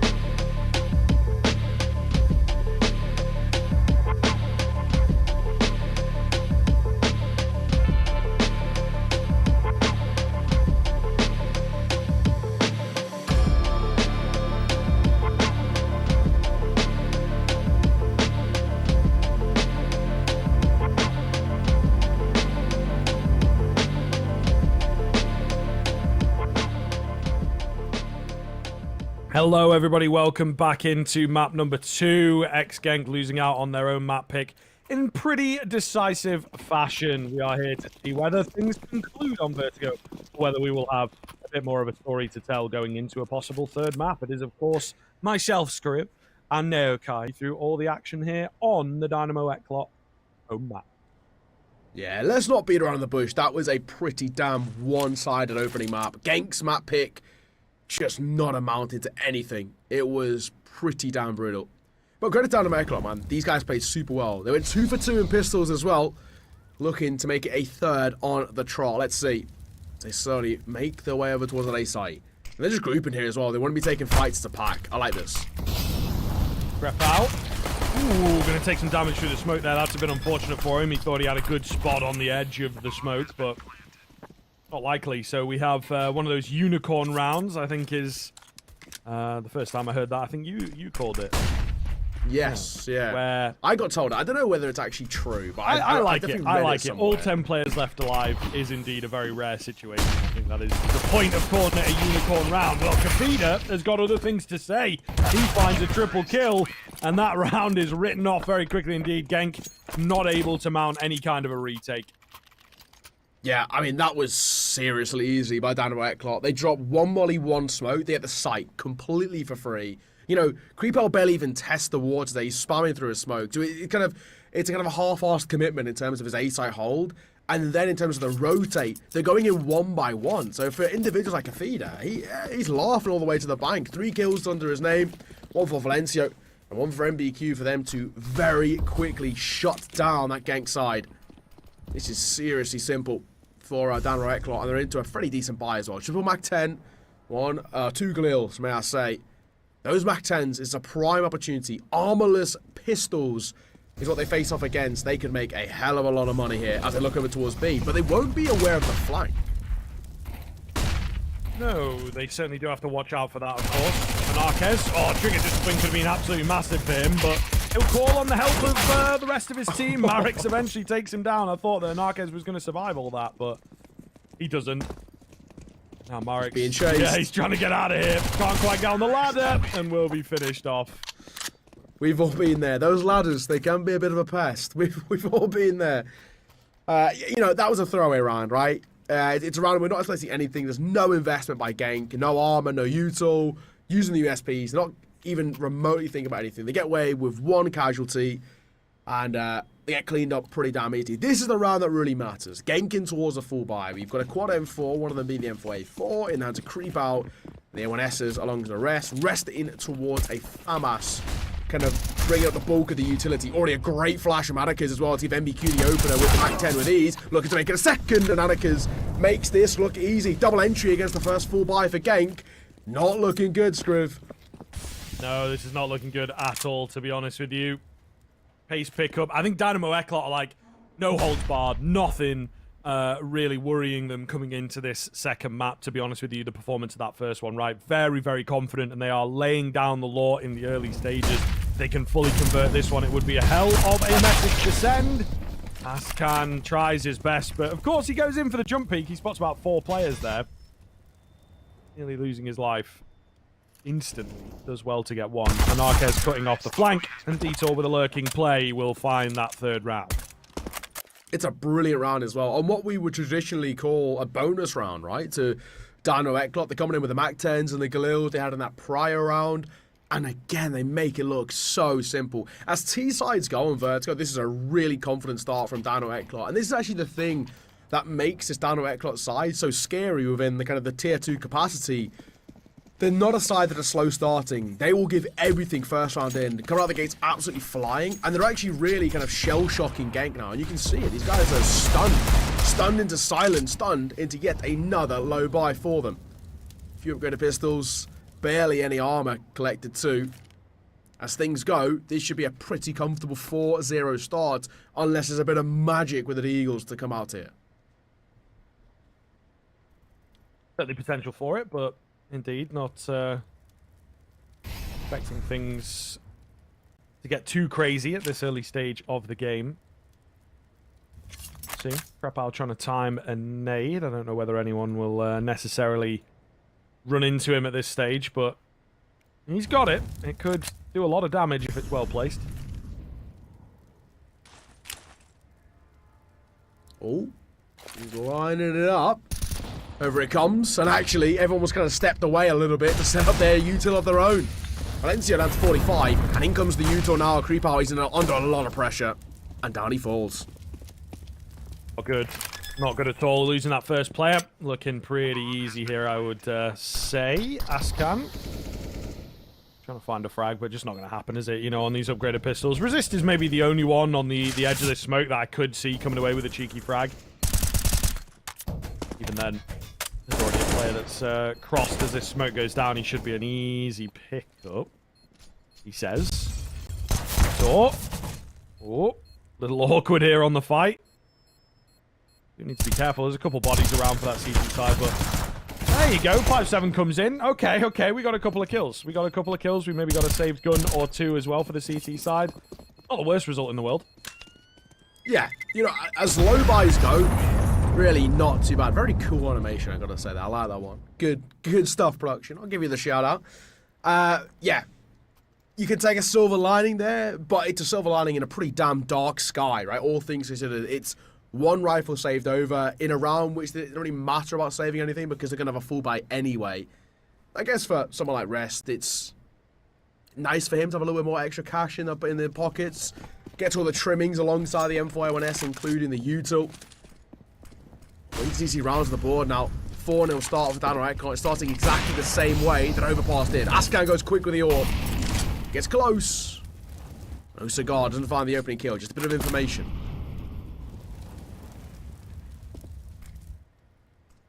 Not an awful lot of information, though, to work with still. So we'll see here a slow start into this round. Dynamo Eclot have actually been, you know, pretty fast off the mark in the early rounds. Certainly thinking about it, this one's going to set the tone for the first half, I think. Absolutely, if Genk can't find the round here. Ascan looking for an angle. I thought that drop down was going to be dangerous, and it was. Not quite off the map, but indeed off the round, off the server for now. Yeah, not the greatest start once again for the CT side. Creepowl has to go huge here. He's 0-4. This is an opportunity for him to mop them up. One spotted. No trigger discipline, though. Takes his kill, he'll fall away. Off the board for him at the very least. He's had a very slow series so far. The numbers are level. 40 seconds. Scrib, it's now or never. Yeah, not looking good. Not looking good at all. Ooh, a little awkward here. Detour will get caught off on his way out. So, there you go. Genk will manage to pick an advantage here. B-bomb site, though, as you mentioned, sort of that now or never move. It is indeed completely open. Bomb plant going to go down. Pretty good look here for the side of Dynamo Eclot. There's a quick flank, though, from these A players. I do worry a little bit. Being watched by an Arquez, but maybe he's a quick and easy trade. It really does depend on how they play this one here. They're waiting to group up, I do believe. Really taking their time on it. Our kit's available, but an Arquez, as that time goes on, maybe more and more pressure going to be on him, trying to wait for the distraction from the other side, but an Arquez is not moving off the mark. Trades coming in quick and fast. It's down to a 1 versus 1. Marix against Kafida, and Marix has no idea where he is. Kafida, with the positional drop, isn't quite able to find the frag! Oh, but there's no time. There's no time. Goodness me. But enough time, but the kill is so damn awkward in the end. Dynamo Eclot, though, still going to be happy to be stringing 5 together. Yeah, comms were so cluttered there as well for Genk because the information wasn't relayed over towards Marix that he's actually on double deuce, right? They didn't realize he's over towards double stack. Yeah, you know, I think if that had been relayed over towards Marix, that could have just squeezed his way, and they had a kid to work with down on the site. But yeah, Marix didn't even scoop it up in the end, so he never would have had a chance. Dynamo Eclot, a 5-0 start, but it's a shaky 5th put on the board here. Ascan, leg down towards MPQ. He gets the lead, but Marix with a double. Make that a triple. And finally, success coming through for Genk. It's taken a long time, and it's been a long time coming, but this should be the first run on the board. Should be in the opt word, as Marix makes it a 4K, and he's on for the ace. Indeed he is, yeah. The AWP and all the carnage there. I think Dynamo Eclot just trying to change the pace up, right? They have the ability to do so, obviously. We've got the rounds to play with. Really, really just trying to be cheeky and test the water out there. Doesn't quite work for them, right? So Genk are not going to fall flat to those types of rounds. Good to know, say Dynamo Eclot. Now it depends on the answer back from the offensive side. Yeah, I'll have to see, right? But at the very least, it's one of those ones, I think, for a side like Genk. We've already kind of seen in this series about how time's been really tough. For them to kind of break that deadlock early, get a bit of early confidence.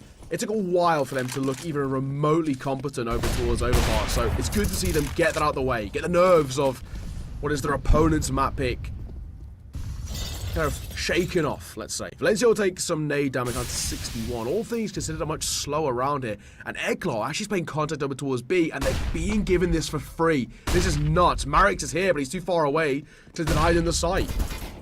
Yeah, a little bit awkward that he's so far away from the action, to be honest. He's going to try, yeah, and will eventually go down the Molotov, obviously. Pushing him out of position there, so it does make life very difficult for him. This back with an answer. Bomb has yet to be planted. I mean, it is there, and Arquez didn't quite spot the head. Ascan going to find Valencio, meanwhile. The smoke is really, really troublesome.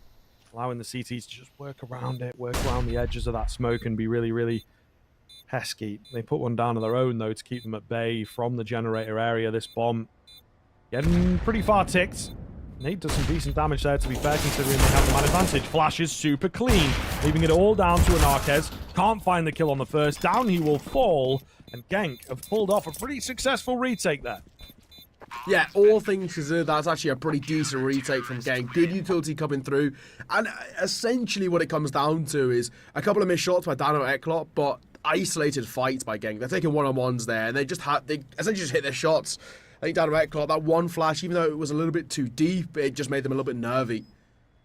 And Genk, back-to-back rounds for them. This is what we need to see. This is a map in which is as heavily one-sided in terms of the weighting in comparison to Overpass. We've already mentioned post-Paris Major, Overpass taking the throne as being the most CT-sided map statistically.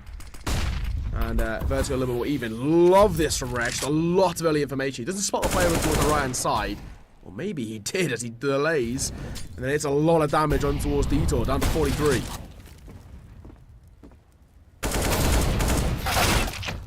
Ooh, Marix gonna find Valencio there.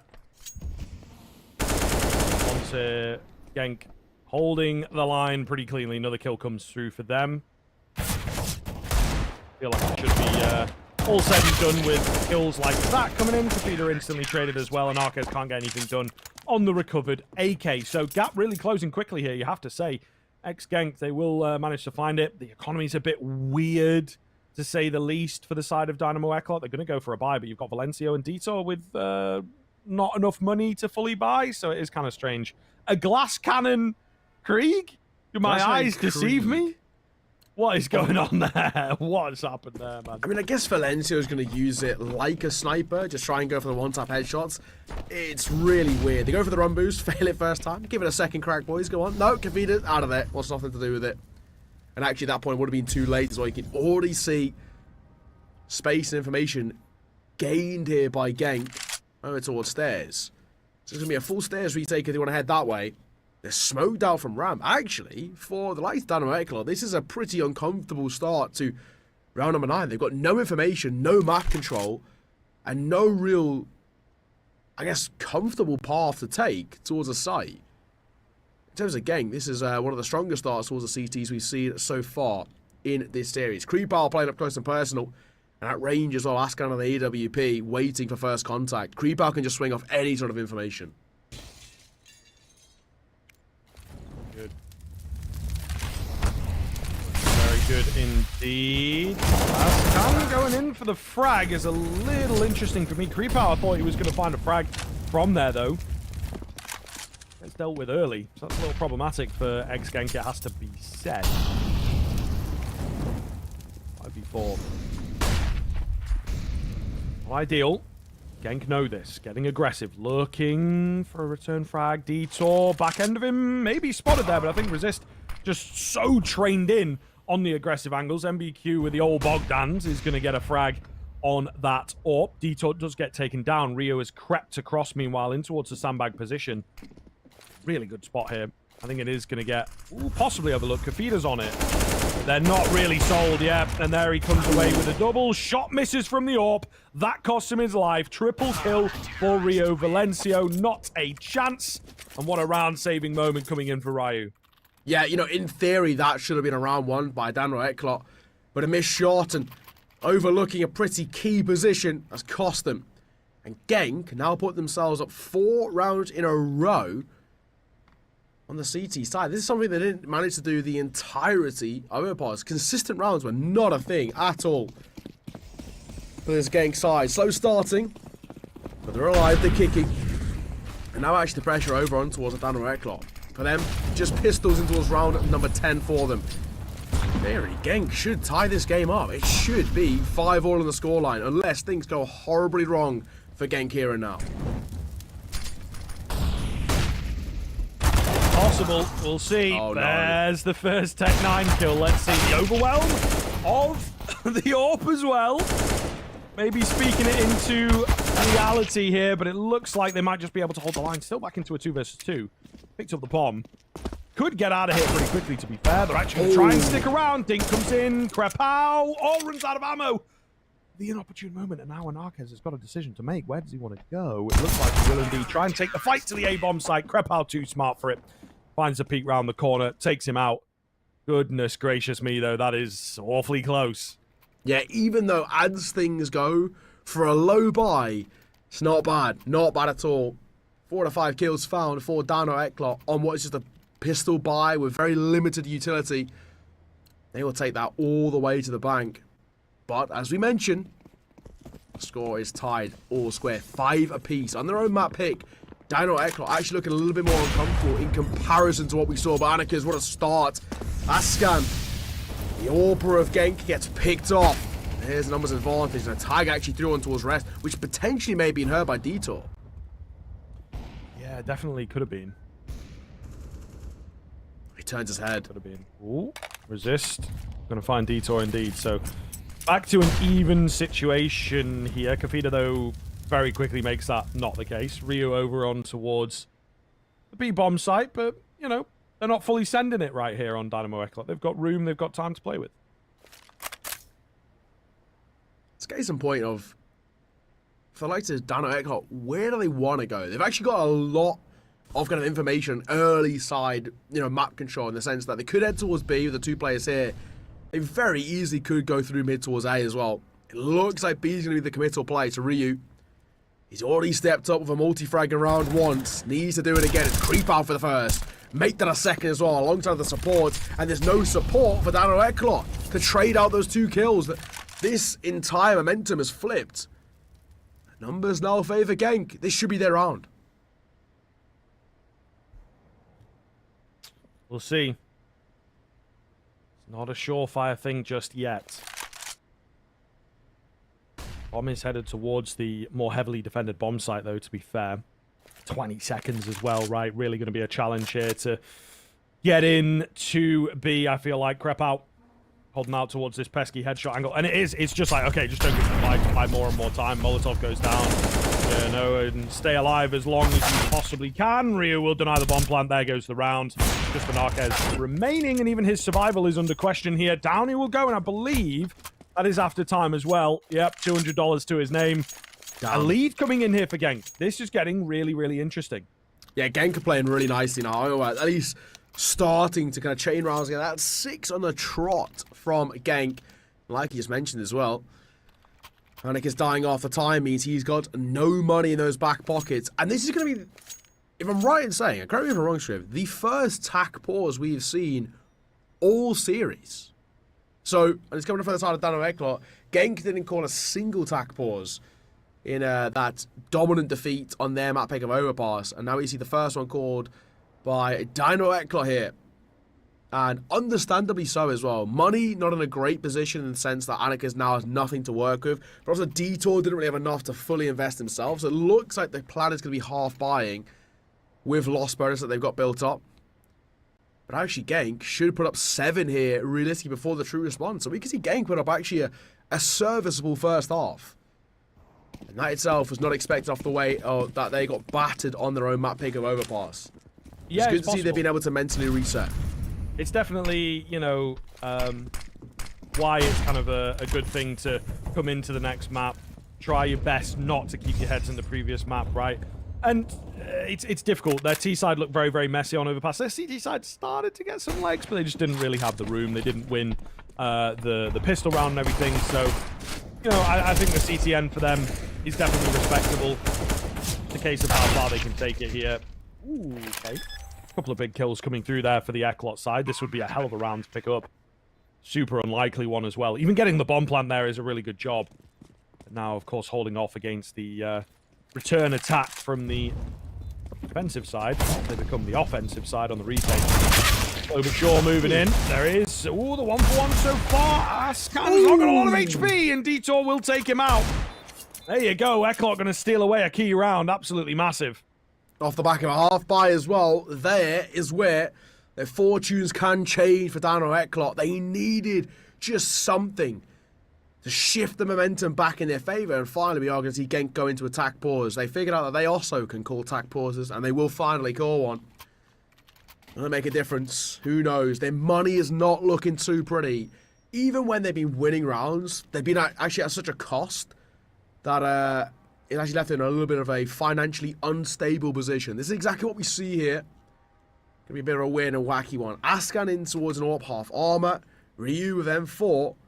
Resht on a MP9, but then it's just a double 5-7 to support. So it's a bit of a weird and wacky one for Genk. And actually could be a bit make or break for them as well. If they lose this, funds are going to be low. Dynamo Eclot will not only have 7, but realistically should lock in 8. And that's when the game starts to fly back in favour of the Eclot side. We'll see. It's an important round. This is what we like to call a swing round as well, in the sense that, you know, also Valencia, MBQ, even Anarchist don't really have a lot of money in their back pockets.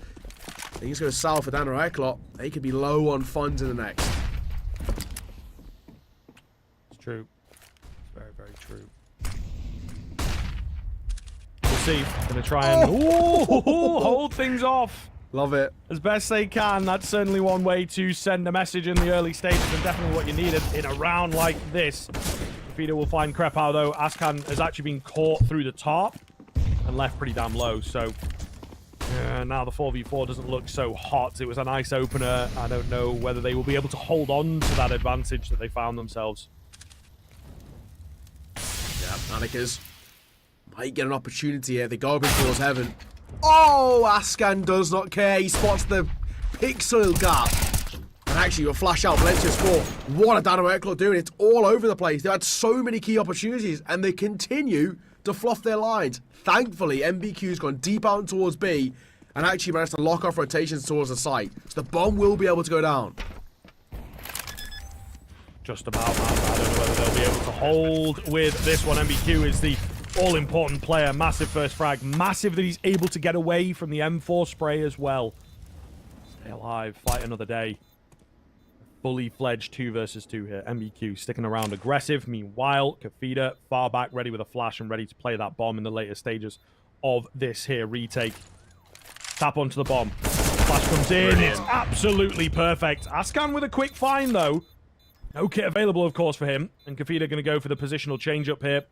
Keep eyes on that bomb. Oh, will go down, but there's no time. There's no time. So it's all good in the end. Dynamo Eclot just about surviving, but this is a hell of a lot closer than I think we were ever expecting. Yeah, absolutely. I mean, in comparison to what we've just seen, right? We look back towards Overpass 20-odd minutes ago, right? And it was a massacre. There was not one point in that entire game where we even remotely spoke about that being a competitive match from Genk, right? It was a complete disaster as things go.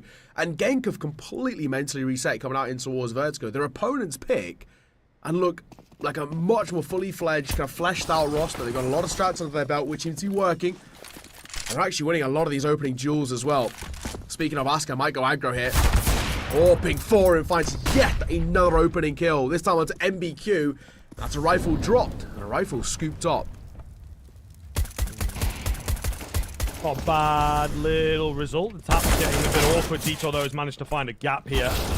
Got a bit of support from Valencia as well. They take a fair amount of damage for those 2 kills, it has to be said, but looks like they should be all good. Ascan probably just wants to get the hell out of Dodge and keep a hold of this. We've also obviously got the saved AK there, so, you know, you take what you can. the silver linings, as they are called. The round will go the way of Dynamo Eclot, locking in the fact that they come away with the half advantage. Yeah, you could leave Marek sticking around here, right? He's not invested anything in this round. Got a USB, no armor, and with 3 players being low and 2 of them being confirmed low, they could keep him sticking around just to see whether he can make any sort of damage on the way. That's exactly what he's doing as well. Marek's going to try and deny anybody saving. That might be the case. And he will, for Ryu, actually finds another kill on the way out before he is traded. So, 3 out of 5 casualties. But it will not deny the fact that Dynamo Eclot have locked in a lead, at the very least, heading in towards that second half. 8 rounds what they've collected. A 9-6 would be a fairly comfortable T-side, all things considered. But Genk are back in towards a full buy of their own. So 15th and final round here to decide what the gap is looking like heading in towards the second half. Will Genk make it as close as possible at an 8-7, only 1 round the difference? Or Dynamo Eclot have a bit of a 3-round breathing room?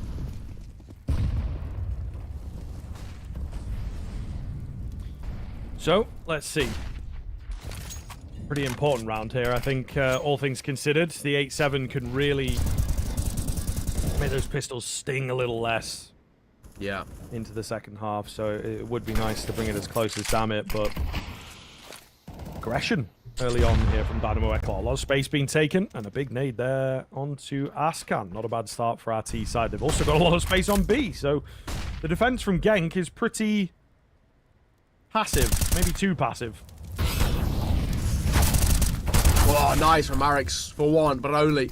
With the Molotov that comes down as well, nobody's able to rotate in for trades. MBQ's been getting so much success on this lurk out towards B, and once again, well, it doesn't really do anything in terms of the fragging department. The information alone is huge. Bomb goes down, post-spawn sets up, now pressure flipped on towards Genk to try and retake this site in the 15th and final. Just about. Resist. Oh, detours on the flank. Yeah, Resistors now got to watch for that. And as well, he gets caught with nade in hand. Thought he'd gone the other way. This retake is now just all over the place because of that flank. 9-6 at the turn of the half. Dynamo Eclot with a nice little recovery there to make sure that they have themselves the clean lead. It's not quite as big as the first map, but it's still pretty damn good. We'll catch you in the second half.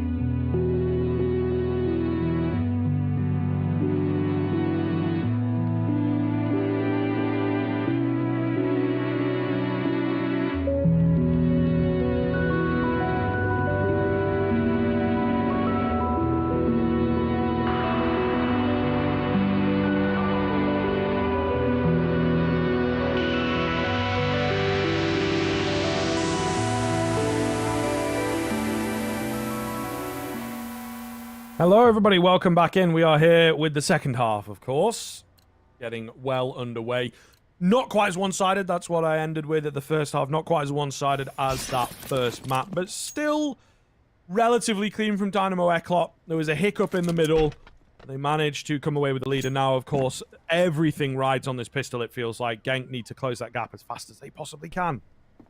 Yeah, absolutely, man. I mean, this pistol's a needs must. Not a bad start. Resist to find the first on the detour. Valencia quick in the trade, though. At the very least, something to work with for the likes of Genk. Numbers brought level. They go quick over towards A, but the rotations come through as well. Just about. Valencia on high. Trying to turn away from what he thought was a flash. It was in fact a decoy, so they are good for something. However, bomb going to get dropped, and it drops forwards as well. That's a really good spot for the Caesar side to now hold it, man. Oh, flash goes round. It's ineffective. Valencio for another and another. MBQ, meanwhile, from the backside, just sealing the deal. There goes the pistol, Dynamo Eclot. Same place, opposite side of things from that first half pistol, but they still come out on top. We're loving life. That was back into what Dynamo Eclot have been doing for the vast majority of this series, right? It's about kind of dominating the tempo of the game. They're now 4 for 4 in pistols. Dynamo Eclot are really able to kind of shut down a round very quickly when it comes towards these pistol rounds. But I think, honestly, Genk gets so unfortunate the bomb rolls forward the way it does. It completely sells around. If it rolled backwards, they still could have picked up, could have gone for a bomb plot behind the smoke. The fact that it rolls forward in front of the double stack, that's it, man. There's just nothing they could have done there. So, this round, a bit of a throwaway. This is what we like to call kind of attack pause without calling attack pause. It's, you know, the full Glocks coming out here, no investment being made, and they're not taking any contact early here, and it gives them an opportunity to have a conversation. You look towards some of the more experienced heads of this team as well. The likes of kind of Creepower, Marek, see what they can bring to the table. MBQ with a double. Creepower trading them out, of course, scoops up the MP9. The nade comes through for a whole host of damage. Bad little move. Detour, though, coming in from the backside. Him and Valencio going to clean things up. No chance into the round at all for Genk. But yes, as you mentioned, they want to very quickly get into the rifle rounds. As I talked about, closing that gap as quickly as possible is what they're all about right now. And that can be a real challenge, to say the least. So definitely got to be finding this one. Otherwise, the game starts to get away from them, to be honest. Interesting decision by Dynamo Eclot, though, and what is traditionally a bonus round, and they took one casualty, opting for an AWP here with somewhat limited support. It feels very make or break in a way, right? I feel like there was no need to overly invest in that sort of sense. Detour, this is ballsy, and it doesn't pay off. Ascan will delete him through the smoke. It's been a little bit fortunate, and the AWP of Annika is put to no use. I still think picking up the AWP on a bonus round is a bad decision, and that's why. This round's gone to pieces in a matter of moments. Well, just like the T side of Overpass, we see a lot of effectiveness here from the speed being employed. Just getting those individuals rolling and catching their opponents completely off guard. Really impressive stuff. Really, really impressive. Whether they can keep it going consistently, well, that didn't really seem to be the case on the first map. Yeah. So that is something to worry about in the future. But at the very least, you know, they have solidified the first rifle. Exactly right, and once again it goes back to what you were talking about kind of closing that gap. But on the kind of the flip side, this is what we talk about when we say the force buying into an AWP, and what a bonus round is more often than not a throwaway. The expectation in a bonus round is not to win it, but to make it expensive. So when you go back into the next one with rifles and, you know, all the trimmings alongside it, you have that opportunity. You're not expected when you're coming in with, you know, the MP9s of the previous round, or, you know, if your premium rifles like a FAMAS, for example, which was something that Eclot had to work with, you're not expected to win it against full-fledged AKs and the AWP of Ascan. I think, you know, the way in which that round has been portrayed from the start for Dynamo Eclot is a little bit weird for me. I don't understand why they've gone for such a hefty investment of the AWP. Yes, they can go back in towards M4s here, but this would be the prime opportunity of where you'd want an AWP to try and challenge that of Ascan, who just scooped it off the corpus of Anarchist. So 5 rifles to work with for Dynamo Eclot, but the pressure is actually on Dynamo Eclot now as well, because Genk are not only starting to close that gap a little bit, they're kind of breathing down their necks a tad. Oh no. Oh, I think Ascan lagged out for a second there, then knifed his teammate in the back. Hate to see it. Whoops. Did see a bit of lagging out on the first map as well, so connections are not super solid here today, it would seem, but nothing too much to be worried about. Okay. What is the move? Dynamo Eclot still playing with confidence despite the way that the previous round went. They're actually playing very confidently towards ramp. 4 players here. Krepow knows what's up. He knows there's a gap on that smoke, maybe intentionally, maybe not, but all the same, he is not biting. Molotov comes in, forces them back, and now a change of hands in terms of the ramp control. But the CT side have bought themselves like a minute with that play. Yeah, for sure. The big thing, I think, early in towards this round for Dynamo Eclot is not take too many fights. Just play time here. They've got a lot to work with. Put the pressure on Eclot, but MBQ going for an information play in towards mid, it'll cost him his life. And actually, go for a full-fledged rotate here. Dynamo Eclot sending 3 bodies in rotation over towards mid, and they're scared of B. Little do they know, it still is committed right now at the very least towards A. 4 bodies here. And in comes the util. That should be the warning sign for Dynamo Eclot to re-rotate back over towards this side. Here they are, 2 here. Detour as well can come in for support. Looking good. Looking very good indeed. Molotov going to force Kafida away, so they should be able to get the bomb down. They're actually going to get the kill onto Kafida as well as flashes come round. Detour answers back with 1. Able to close the gap. And Arquez with a keen one onto Ascan. That is a big, big frag indeed. There's no kit available. Only a couple flashes to work with, but here is Ryu on the backside for all 3. That is the cleanest execution of a flank we've seen all series long. And he will secure number 8 for Genk. That transfer from the second to the third kill, that's disgusting. What a shot. What a play as well. I actually thought in terms of how Dynamo Eclot was setting up that retake in the 3 versus 3, they had the right idea. They were grouping up, right? They're playing the kind of this pack mentality. Like wolves in the wild, so to say. But we weren't expecting that flank coming through mid. And Ryu really does do a very good job. That second to third kill, man, is disgusting. It's completely shattered the front of Dynamo Eclot, left them on pistols. 2 PT-50s, 3 USPs to try and salvage this one. Let's see. Marix takes the first engagement. Damage dealt up to Molotov, but only gets 1 kill. That's not good enough for the AK against the pistols. No, sir, that is very true indeed. It's a bit of an opportunity across, you know, for the ants to get in and close the gap, find the tunnels, and just gain a lot of information as well. However, Ascan has a bit of an idea, you know, clearing out the A bomb side. B bomb side's kind of taken as well. Bomb going to go down on the A side of things, so obviously, Dynamo Eclot getting very aggressive through towards middle, leaves a lot of gaps everywhere, and they're easily abused by the attacking side. For sure. Flash going to come over from mid, as you can see.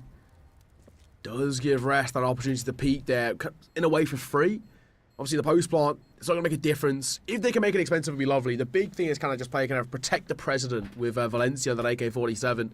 But I wouldn't mind even setting Annika's. Only got a smoke, got no armor. CV can maybe find a kill on the way out, catch a body, scoop up another rifle. Will have a buy to work with in the next. Similar thing of no AWP, but it is what it is. Genk are starting to close the gap here. 2 rounds is the difference. Dynamo Eclot back in towards a buy. Still, the pressure is kind of on their shoulders. Genk are starting to chain rounds together on the T side. They're looking confident. Much better than what we saw in terms of the T side of Overpass from this Genk side. Gotta give them credit. I like what I'm seeing. It for me, still feels like it's coming down to the individuals, like what we've seen from Ryu. Even still, not taking all the weight. Alright, here we go. This is where we need to see Dynamo Eclot answer back.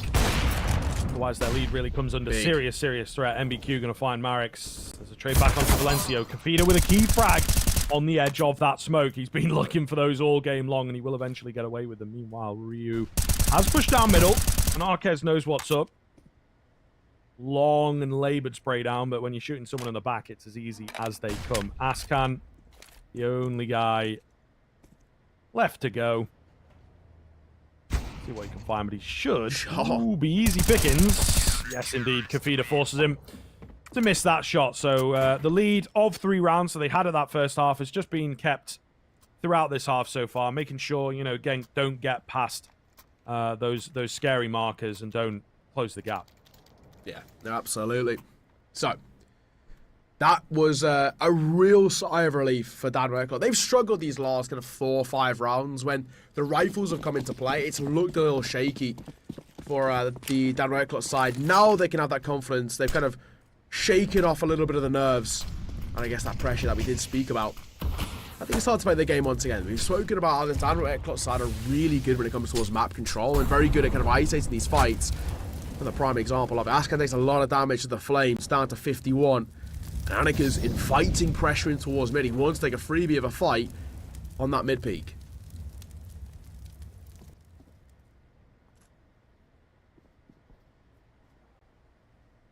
Ryu.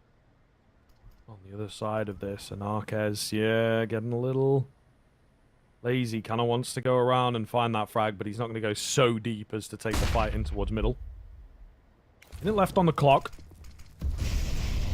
Krapau with some space. Detour with the info gather. Made minimal damage. Molotov will push Resist into an awkward spot. So there you go. Combined together, it does about 30 damage. Yeah, no, certainly going to be impactful a little later on into the round, but no real early exchanges just yet. Time's ticking though, man. Time is seriously ticking. The pressure is getting a little bit wild here for Genk. They need to be careful. We've already seen so many times an overpass how they struggled in those situations. Marek's before the hands of MBQ with Creep Out and Ryu combined for one apiece. Actually, now they've got space to work with over towards the site. And Valencio's so scared of the flank that cost him around earlier as Ascan pops one just over the smoke. Bomb will go down. Genk should take the round with it. Should be all she wrote. Should be all she wrote, you would assume.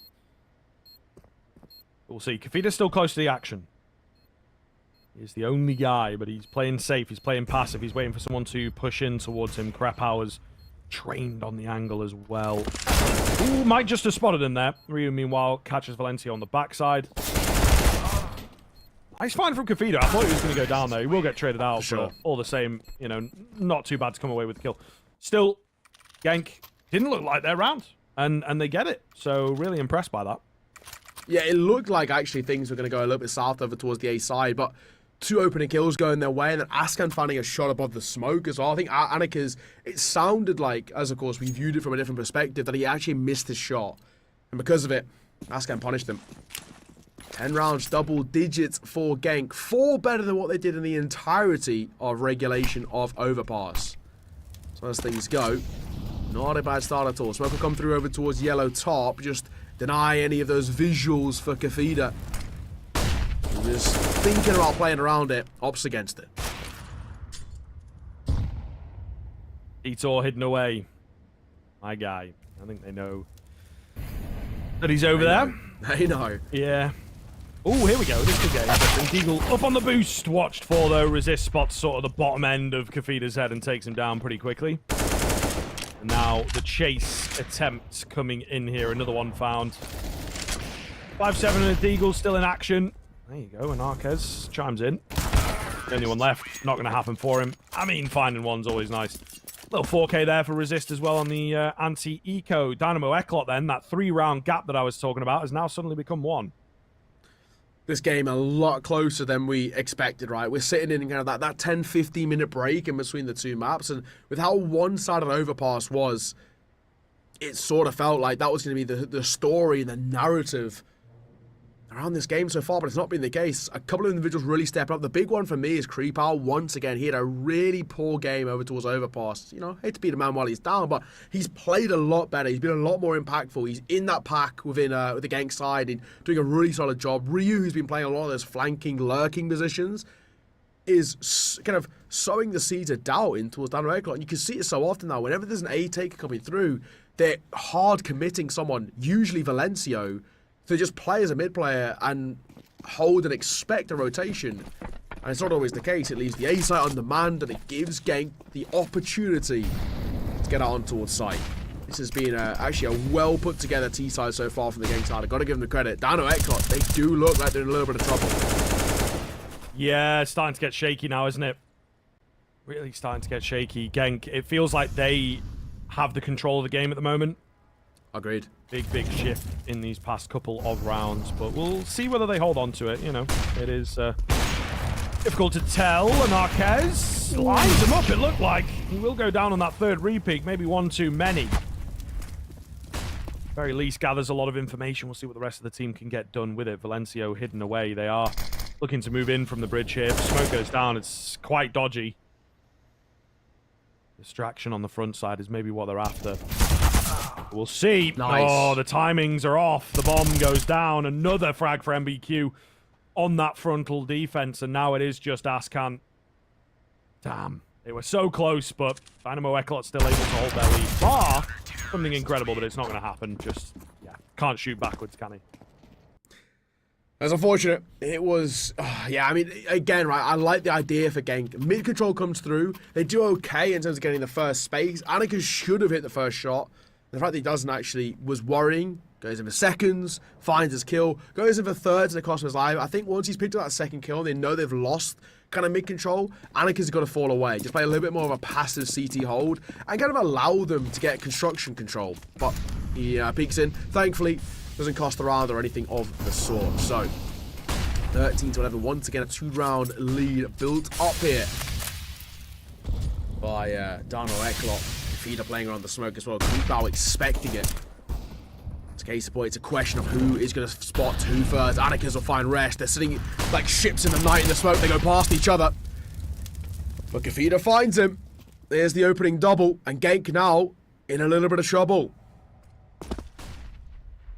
Scary stuff. They were right on the precipice, man, of closing that gap, and it seems like it has fallen at the very final hurdle.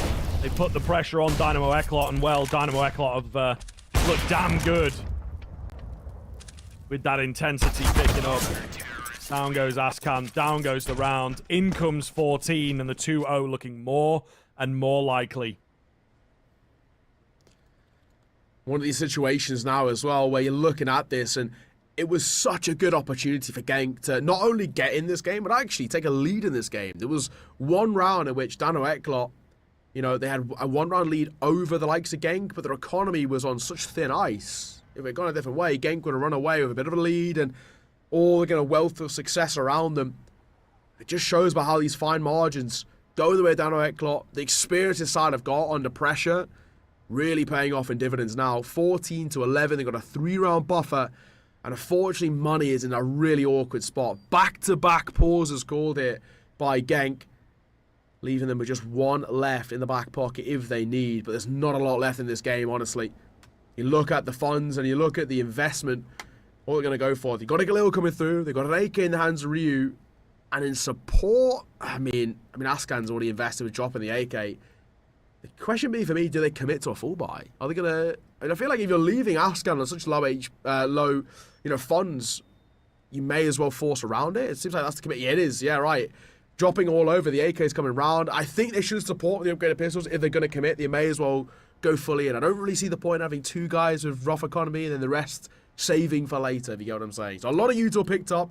In comes those upgrades that we spoke about. So a double AK, one Galil, a Deagle, and a P250 to try and, well, do anything here. Like you saw over towards Overpass, they're playing for 16, not for OT. Yes, very true, sir. Very, very true indeed.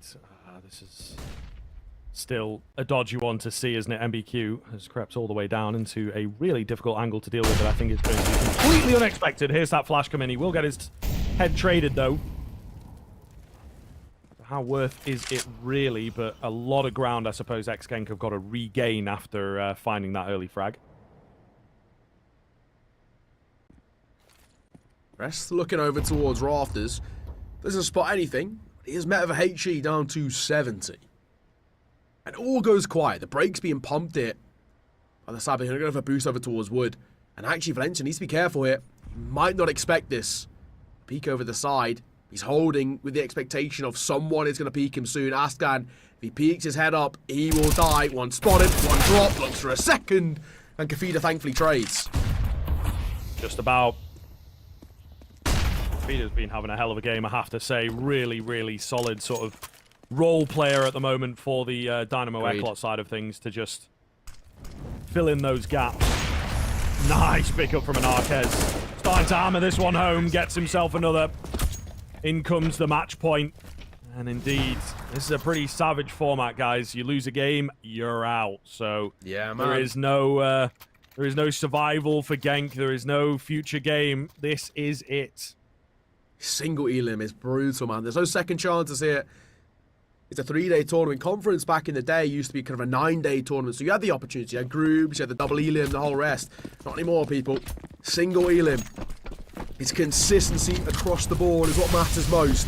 And money so low for Genk. They're flying out towards mid. Valencia tested one. Can't make it a second. But damage, surely enough. You would say so. Marquez going to find... Oh, a shot with the AWP MBQ. He does so much damage, right? It's enough to find a kill, but just not all onto the same player. This has now gotten kind of strange. 3 versus 3. It's doable. It's actually very doable. Smoke going to come down. Perfectly placed as well. I mean, this makes it very awkward. Ascan, please don't peek there. He just about gets away. He's so low on HP. One straight bullet and he would have fallen. Now about 20-odd seconds for Dynamo Eclot to work with on the retake, but they've got kits. Flash coming round. Not a lot of time for this one. They've got to move fast. One spotted out on the other side of the generator. This plant is so perfect though. Smoke goes down. Try and get that hold in. Is Kafida. What can Krepau get done? He can't do anything. He'll lose his head. He'll lose the game. And Genk will lose their spot here in the national champs. Oh my goodness. You know, not as one-sided as I was expecting Vertigo to be there. But certainly a pretty clean 2-0 coming in from Dynamo Eclot, it has to be said.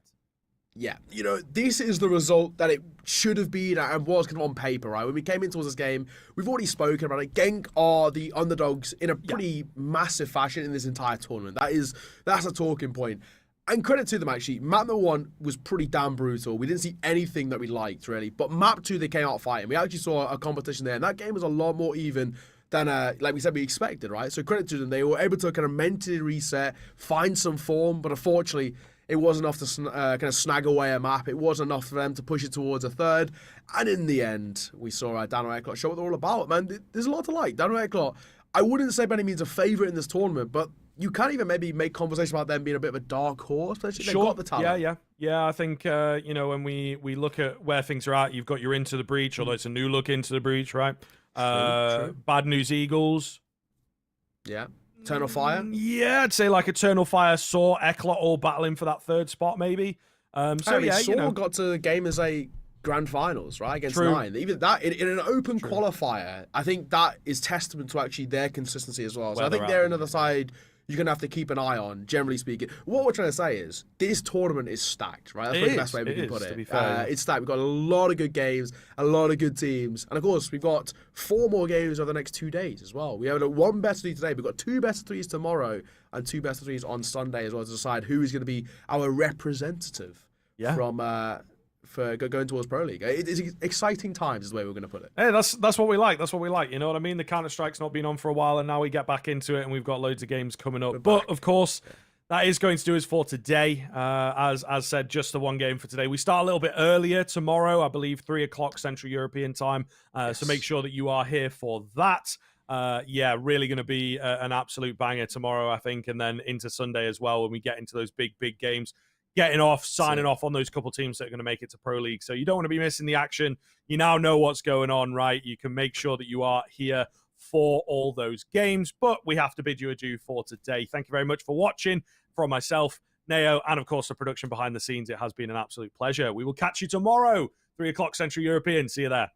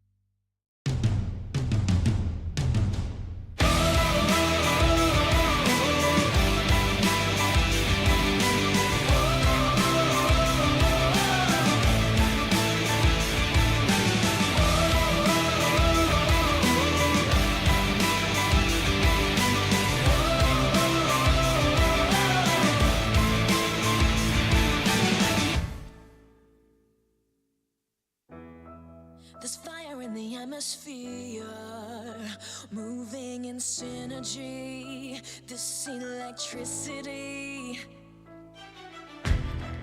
The power of the pioneers, tearing through history, this is our destiny. We are the power, we are the change, we are the pioneers of paradise and fame, and we push it louder like hurricanes. We are the pioneers, we are the pioneers.